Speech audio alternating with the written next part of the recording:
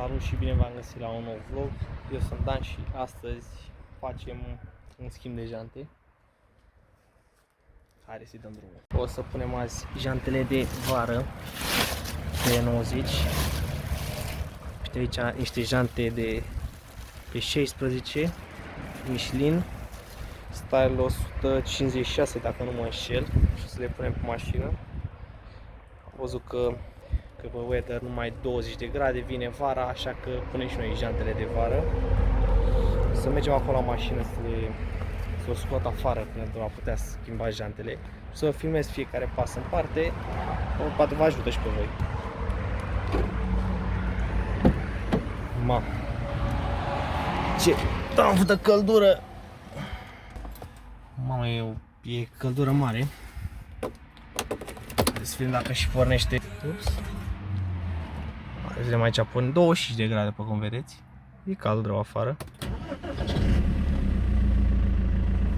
Exact ce voiam să văd și fără erori în bord, am șters erorile alea până la urmă. S-a dovedit cauza spirei de la volan, trebuia să fac unghiul de fugă la volan. Și perfect, duduie acum. Nu mai avem erori în bord, totul curat.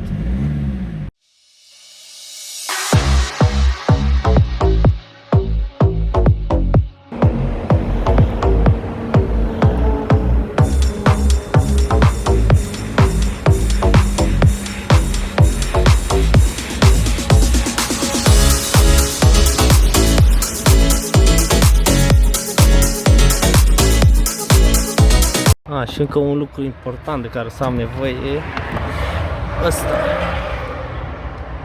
pentru antifurt. Să pun astea la loc.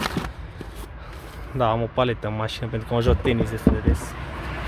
M-am mai jucat din vară, dar destul de des. Pun asta jos, să închidem asta și acum să vedem dacă facem treabă.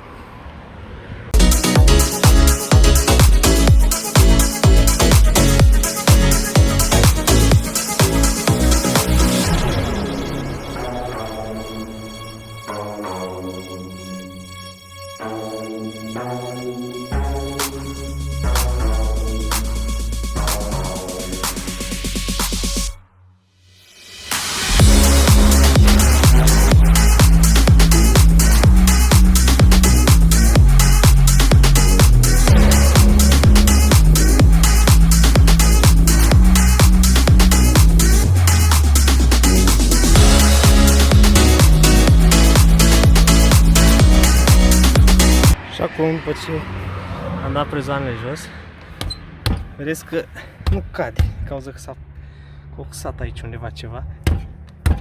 Asta, să avem mic un altă secretă pentru data viitoare. Asta, care să depărtăm aia de acolo.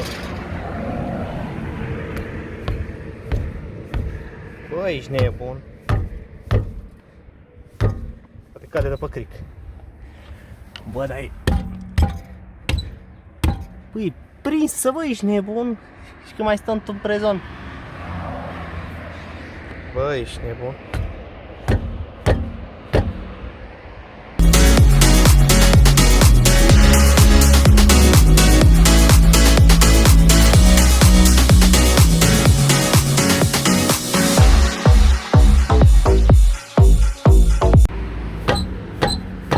Gata, bă! Evrica! Băi, băiatule, cât de greu s-a dat jos. Tu... Să o punem aici.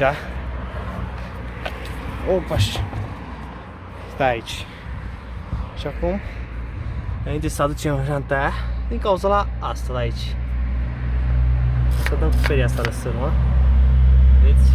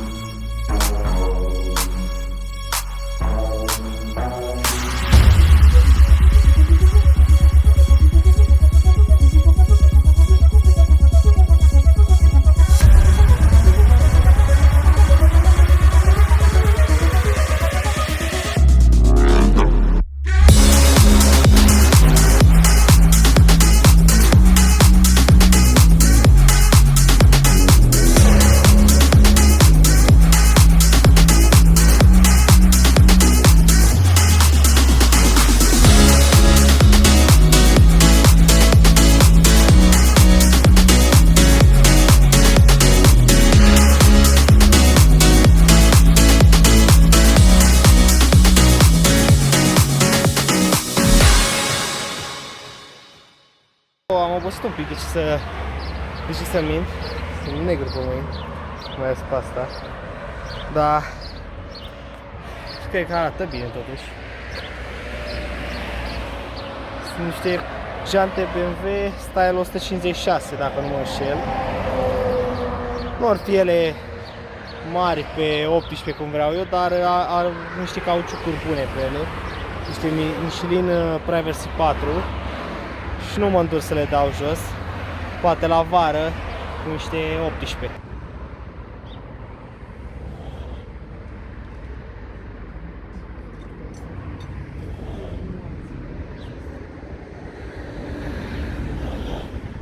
Am întâmpinat o mică, mare problemă.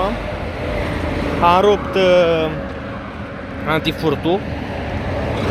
Să vi-l arăt și aici. Abia l-am dat jos. Un ciocan l-am bătut aici. Am făcut o lată, dar măcar am reușit să le pun. Și am pus un prezon în loc de ăla.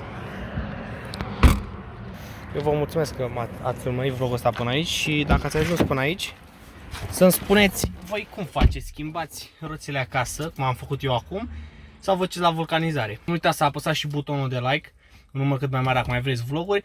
Să apăsați și pe cel de subscribe, că mă ajută foarte mult. Și dacă vreți să mă urmăriți și pe Instagram, îl aveți aici, TikTok, alea. Eu am fost Dan și ne vedem data viitoare. Pa! Bă, uite nație proastă. Dă-te bă la o parte!